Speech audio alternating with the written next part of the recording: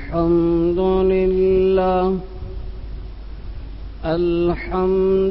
لله وحده والصلاة والسلام على من لا نبي بعده أما بعد فعن عبد الله بن عمرو بن العاص رضي الله عنه قال سمعت رسول الله صلى الله عليه وسلم يقول إن الله يقبض العلم إن الله لا يقبض العلم انتزاعا ينتزعه العلم ولكن يقبض العلم بقبض العلماء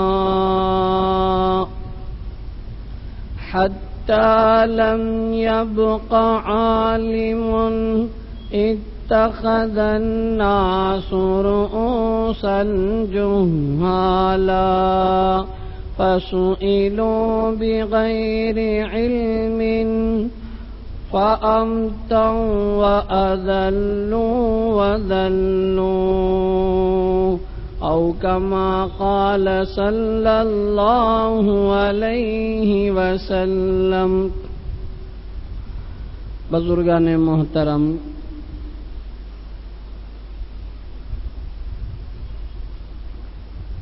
ابھی آپ کی خدمت میں بخاری شریف کی ایک صحیح ترین روایت کو پیش کی گئی.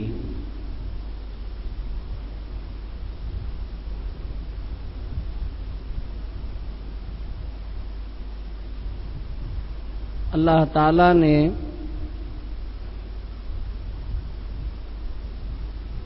دنیا کو پیدا کیا، آسمانوں اور زمینوں کو بنایا،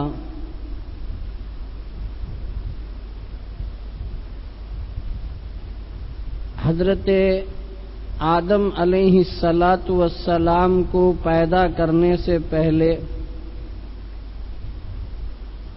فرشتوں سے جو نہایت معصوم مخلوق ہیں، لا یعصون اللہ ما امرہم ویفعلون ما یؤمرون، جن کی شان ہے، فرشتوں سے کوئی غلط کام نہیں ہوتا. وہ اللہ کی خالص عبادت کے لیے پیدا کی گئی ایک مخلوق ہے. کوئی ہمیشہ قیام میں ہے تو کوئی سجدے میں ہے، کوئی رکوع میں ہے تو کوئی تسبیح تحلیل میں ہے. فرشتے اللہ تعالی نے فرشتوں کے مجموعے میں اپنی بات پیش کی، کہا کہ بھائی میں روئے زمین میں ایک مخلوق پیدا کرنے والا ہوں اور اس کو میں اپنا نائب جانشین مقرر کروں گا.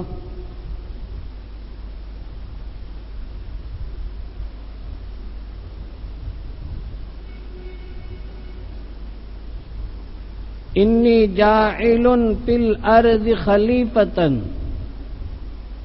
میں ایک اپنا خلیفہ بنانے والا ہوں، نائب. فرشتوں نے ان کے حساب سے سوالات اللہ سے کرنے لگے کہ ہم کیا کم ہیں، آپ کی تقدیس کے لیے، تحمید کے لیے، تسبیح کے لیے، آپ کی بڑائی بیان کرنے کے لیے، آپ کی پاکی بیان کرنے کے لیے، آپ کی حمد و ثنا بیان کرنے کے لیے ہم تو ہمہ وقت حاضر ہیں. تو پھر ایک نئی مخلوق آپ کیوں پیدا کریں گے؟ اور اس مخلوق کو جب دنیا میں زمین کے اندر آپ پیدا کریں گے تو بظاہر معلوم ہوتا ہے کہ وہ مخلوق آئندہ چل کر زمین میں فساد مچائے گی اور آئندہ چل کر زمین کے اندر خون ریزی کرے گی، ایک دوسرے کا خون بہائے گی۔ وَيَسْفِكُ الدِّمَاءَ، تو آپ کو ایسی مخلوق پیدا کرنے کی کیا ضرورت ہے جو تسبیح و تحمید اور تقدیس میں مکمل نہ اتریں؟ ہم تو آپ کی عبادت کے لیے کافی ہیں۔ تو اللہ نے کہا کہ بھئی جس چیز کا علم مجھے ہے وہ تم نہیں جانتے ہو، انی اعلم ما لا تعلمون۔ پھر اللہ تعالی نے سب سے پہلے حضرت آدم علیہ السلام کو پیدا کرنے کے بعد جس چیز کے ذریعے سے انسان کی فرشتوں پر فضیلت بخشی، پارے الف لام کو اٹھا کر ہم پہلے ہی صفحات میں جو آیات ہیں اس کو ہم پڑھیں گے تو پتہ چلے گا۔ اللہ نے وَعَلَّمَ آدَمَ الْأَسْمَاءَ كُلَّهَا، حضرت آدم علیہ السلام کو ساری چیزوں کے نام سکھائے۔ تفسیر کی کتابوں میں مختلف باتیں ہیں، ایک ایک چیز کا نام اللہ نے حضرت آدم کو سکھایا، اس کو یہ کہتے ہیں، اس کو یہ کہتے ہیں، اس کو یہ کہتے ہیں۔ پھر اللہ تعالی نے جن چیزوں کے نام حضرت آدم کو سکھائے ان چیزوں کو فرشتوں کے سامنے وَعَرَضَهُمْ عَلَى الْمَلَائِكَةِ، فرشتوں کے سامنے پیش کیا اور کہا کہ بھئی اگر تم اپنی بات اور دعوے میں پکے ہو، سچے ہو، ان کنتم صادقین فی دعواکم، اگر اپنے دعوے میں سچے ہو تو پھر انبئونی باسماء ہؤلاء، یہ جو چیز تمہارے سامنے ہے ان کے نام بتاؤ۔ فرشتوں نے کہا سبحانک، آپ کی ذات بہت پاک ہے، ہم تو وہی جانتے ہیں جو آپ نے بتایا، جو آپ نے سکھایا، اس کے علاوہ ہمیں کچھ نہیں آتا، اور آپ سب سے زیادہ علم رکھنے والے ہیں، ہر چیز کا علم رکھنے والے، حکمت والے ہیں۔ یہ کیا چیز تھی؟ اللہ نے انسان کو علم کے ذریعے سے فرشتوں پر فوقیت عطا فرمائی۔ یہی علم ہے کہ انسان کو ساری کائنات کے اندر برتری اور بڑھوتری کا ذریعہ اور سبب بنتا ہے۔ انسان کی تعریف، انسان قابل لائق اسی علم کی روشنی میں بنتا ہے۔ علم کی ہم جتنی قدر کریں گے گویا کہ ہم اپنی عزت اور مرتبے کو اللہ کے نزدیک بڑھاتے چلے جائیں گے۔ اب یہاں رک کر ہمیں سمجھنا ہے علم کتنی قسم کا ہے، کتنے درجے کا ہے۔ علم دو طرح کا ہوتا ہے، دو قسموں کا علم ہے۔ ایک علم ہے علم الادیان اور دوسرا ہے علم الابدان۔ علم الادیان، علم الابدان۔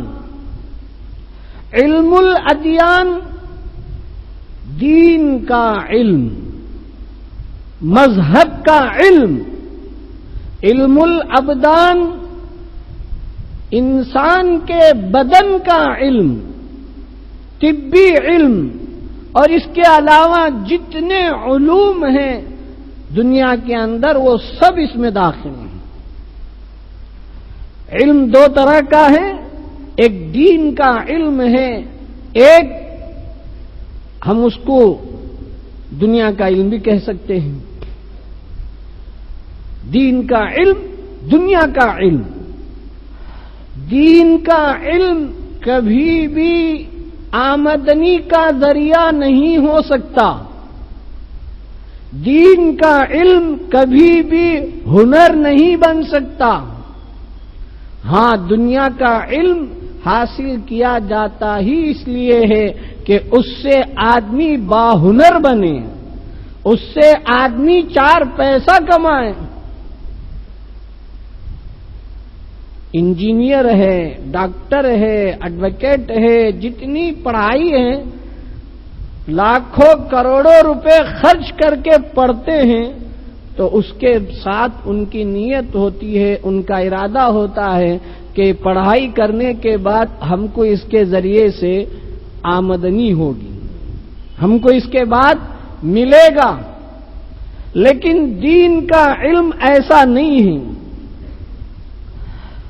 دین کا علم دنیا کے اندر بھی آدمی کو عزت بخشتا ہے، سلیقہ دیتا ہے، تہذیب سکھاتا ہے، مذہبی طور طریقوں کو صحیح معنوں میں انجام دینے کی تعلیم دیتا ہے۔ اور دنیا تو رہے گی، ختم ہو جائے گی، آخرت کی زندگی میں یہی علم آدمی کو جہنم سے بچا کر جنت تک لے جائے گا۔ اور اللہ نے قرآن مجید میں علم والوں کے بارے میں کئی جگہ یہ بات ارشاد فرمائی کہ یاد رکھو، علم والے اور بے علم، یعنی دین کا علم رکھنے والے اور دین کا علم نہ رکھنے والے کبھی برابر نہیں ہو سکتے۔ مثال کے طور پر ایک آدمی بیمار ہو گیا، اللہ نہ کرے، بخار ہو گیا، سردی ہو گئی، نزلہ زکام ہو گیا، ڈاکٹر کے پاس جاتا ہے، اپنا ہاتھ نبض دکھاتا ہے، ڈاکٹر دیکھتا ہے، چیک کرتا ہے، تو پھر اس کے بعد اس کے اندر اس کی طبیعت میں، مزاج میں جو گڑبڑی ہے اس کو دیکھنے کے بعد دوائی تجویز کرتا ہے کہ بھئی تم یہ دوا لے لو، صبح میں اتنی، شام میں اتنی، اور اتنی مقدار کے ساتھ تم لے لو تو تمہارے لیے جو طبیعت کے اندر بگاڑ ہے وہ صحیح ہو جائے۔ مریض، پیشنٹ وہ ڈاکٹر کی بات سن کر تسلیم کر کے، قبول کر کے جائے اور دوائی خرید کر جس طریقے سے بتلایا ہے ویسے استعمال کرے تو اس کے لیے صحت، امید ہے صحت ملے گی۔ بجائے وہ اس کے ڈاکٹر سے آرگیومنٹ کریں کہ ڈاکٹر صاحب آپ نے یہ دوا کیوں لکھی ہے، آپ مجھے یہ ٹیسٹ کروائیے، آپ میرا ایسا چیک اپ کروائیے، آپ مجھے اس دوائی کے بجائے یہ دوائی دیجیے۔ تو دنیا کا کوئی انسان اس مریض اور پیشنٹ کی بات کو قبول نہیں کرے گا، کہے گا کہ بھئی ڈاکٹر تو ہے کہ یہ ہے، ڈاکٹر تو ہے کہ یہ ہے، طبیب یہ ہے کہ تو ہے۔ بیمار آدمی اپنے بارے میں اندازہ نہیں لگا سکتا، جیسے کہتے ہیں جسے عرقان ہو جائے، ہمارے علاقے میں منجے کا مالا ہو جائے تو اسے بریانی بھی پھیکی لگتی ہے، ہر چیز کے اندر پیلا پن نظر آتا ہے، کڑوا پن نظر آتا ہے۔ تو اس طریقے سے جس کے پاس ہم جا رہے ہیں، ہم اگر اس کی قدر کریں گے، اس کو اپنا خیر خواہ سمجھیں گے، تو پھر وہ ہماری دوا دارو صحیح معنی میں کرے گا، کیونکہ مریض اور ڈاکٹر دونوں برابر نہیں ہو سکتے۔ اگر دونوں برابر ہو جائیں گے تو پھر اس مریض کو ڈاکٹر کے پاس جانے کی ضرورت کیا ہے؟ وہ خود اپنے گھر میں اپنا علاج کر لے۔ لیکن بات ظاہر ہے کہ ڈاکٹر اور مریض جب ایک نہیں ہو سکتے، اونر اور ورکر جب ایک نہیں ہو سکتے، تو علم والے اور بے علم کیسے ایک ہو سکتے ہیں؟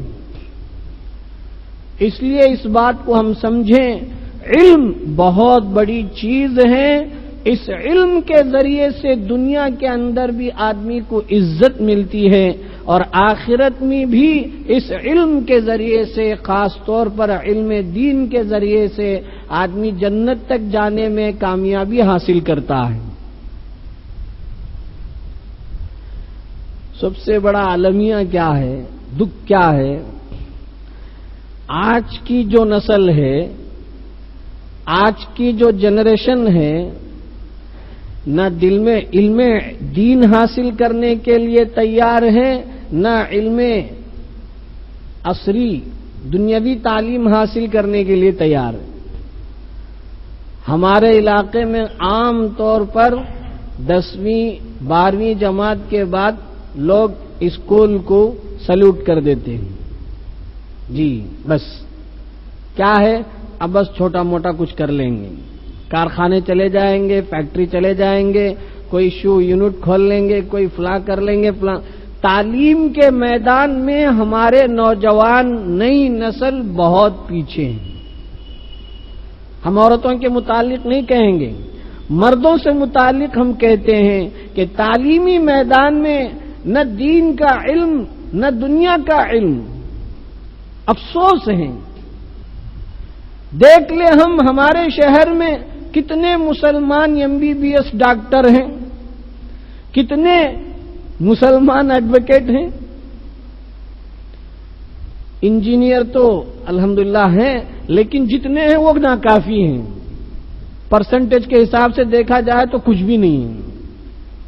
کہاں جاتے ہیں؟ پڑھائی کے سلسلے میں توجہ کیوں نہیں دی جاتی ہے؟ علم حاصل کریں، دین کا علم حاصل کریں، دنیا کا علم حاصل کریں، اعلیٰ سے اعلیٰ علم حاصل کریں، محنت کریں۔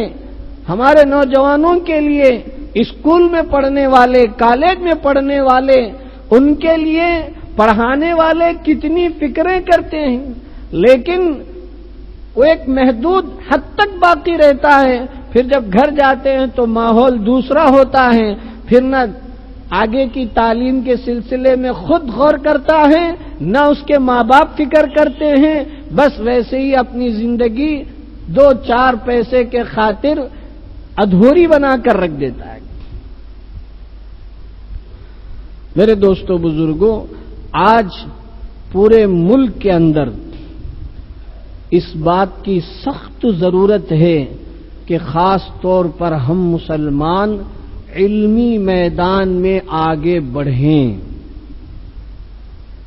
ہمارے پاس کوئی اسکول چل رہا ہوتا ہے، اچانک وہاں کا کوئی پرنسپل، کوئی ہیڈ ماسٹر انتقال ہو گیا یا کوئی عذر آ گیا، تو دوسرا رکھنے کے لیے کتنا وقت لگ جاتا ہے کہ کوئی قابل ملتا ہی نہیں، پھر ادھر سے ادھر سے کھینچ تانچ کر لانا پڑتا ہے۔ ہر جگہ میں اس علم کے ذریعے سے یقین مانیے ہم دنیا میں بھی آگے بڑھ سکتے ہیں، بڑھ رہے ہیں۔ انشاءاللہ کبھی اللہ نے توفیق دی تو ہم ترکی کی پوری داستان سنائیں گے کہ کس طریقے سے وہاں علم کے ذریعے سے ہی ضلالت اور گمراہی آئی، اور کس طریقے سے علم کے ذریعے سے آج ترقی کے راستے پر ہیں۔ علم ایسی چیز ہے کہ اگر صحیح معنی میں ہم نے اس کو اختیار کیا تو یقین مانیے دنیا ہمارے قدموں میں آئے گی۔ آج ہمارے پاس علمی صلاحیتیں نہ ہونے کی وجہ سے، علمی اعلیٰ تعلیم اور ڈگریاں نہ ہونے کی وجہ سے ہم بظاہر تو اچھے لگ رہے ہیں لیکن علمی دنیا میں ہم کنوارے ہیں، پسماندہ ہیں، اس کو سمجھنے کی ضرورت ہے۔ اللہ تعالی ہمیں علم کی روشنی کے ذریعے آگے بڑھنے کی توفیق عطا فرمائے، خوب تعلیمی میدان میں ہم خوب آگے بڑھیں، ہمارا ہر بچہ جو اسکول کالج میں پڑھتا ہے اس کی اتنی فکر کی جائے کہ انتظامیہ کو مجبور ہونا پڑے کہ بھئی اب ہم کس کس کو سیٹ دلوائیں، نمبروں کے ذریعے سے کامیابی، تعلیمی میدان میں خوب آگے بڑھیں۔ بڑا افسوس ہوتا ہے نہ دین کا علم برابر سیکھتے ہیں، نہ عصری تعلیم میں ہم آگے بڑھتے ہیں، بس محدود تعلیم حاصل، کوئی زیادہ پڑھتا ہے تو بس کالج کی 3 سال کی ڈگری کر لیتا ہے، پھر اس کے بعد وہی کوئی اور اپنی تعلیم کے راستے کو وہیں سے بند کر دیتا ہے، ختم کر دیتا ہے۔ اللہ تعالی ہم سب کو اس سلسلے میں سمجھنے کی توفیق عطا فرمائے۔ میں نے جو حدیث پڑھی ہے اس کے متعلق آئندہ جمعہ آپ کی خدمت میں تفصیل پیش کی جائے گی۔ 2-3 منٹ میں میں اپنی ایک اہم بات آپ کی خدمت میں پیش کرنا چاہتا ہوں۔ ابھی دیکھیے ہمارے صوبے میں کارپوریشن الیکشن کا اعلان ہو چکا ہے، جی تاریخ بھی بتا دی گئی ہے اور کب تک جو ہے اپنا اندراج کرانا ہے اس کی بھی تاریخ بتا دی گئی ہے۔ میرے دوستو بزرگوں، اگر ہم شہر کے حصوں کو تقسیم کریں تو 3 طرح سے تقسیم کر سکتے ہیں۔ شہر کا کچھ حصہ ایسا ہے جہاں خالص غیر مسلم رہتے ہیں، وہاں تو کوئی ہمارا مسلمان امیدوار نہیں جا سکتا، وہاں تو ان کے ہی لوگ کھڑے ہوں گے۔ ایک علاقہ ایسا ہے جہاں خالص مسلمان ہیں، پورے شہر میں 36-38 وارڈ اگر ہیں تو ایک وارڈ میں 10-10 کھڑے ہوں گے، 20-20 کھڑے ہوں گے، جس کا کوئی نام و نشان نہیں ہے وہ بھی اپنا نام داخل کرائے گا، اندراج کرائے گا۔ تو ایک علاقہ ایسا ہے، حصہ ایسا ہے جس میں خالص مسلمانوں کا ہے، وہاں تو غیر لوگ آئیں گے نہیں، دوسری برادری کے لوگ آ کر وہاں اپنا وہ نہیں کر پائیں گے۔ ایک علاقہ ایسا ہے مشترک، ملا جلا، مسلمان بھی ہیں دوسری قوم کے لوگ بھی ہیں، جہاں خالص دوسری قوم غیر مسلموں کی علاقے ہیں، وہاں تو وہی لوگ آئیں گے، چاہے مسلمان جا کر اپنا وہ بھی کرے تو کچھ نہیں، کامیابی تو نہیں ملے گی، سوال ہی پیدا نہیں ہوگا۔ اور جہاں مسلمانوں کی آبادی ہے، اکثریت مسلمانوں کی ہی ہے، وہاں تو لوگ، ہر آدمی جو ہے اس میدان میں آگے بڑھنے کے لیے آتا ہے۔ اور جہاں مشترک ہے آبادی تو وہاں کیا ہوتا ہے، عام طور پر غیروں میں اتفاق ہو جاتا ہے،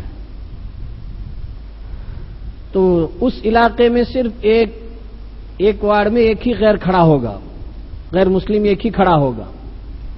اور ہمارے مسلمان اتنے سمجھدار ہو جاتے ہیں کہ جتنی تنظیمیں ہیں، جتنی پارٹیاں ہیں، سب کا ایک ایک کینڈیڈیٹ کھڑا ہوگا۔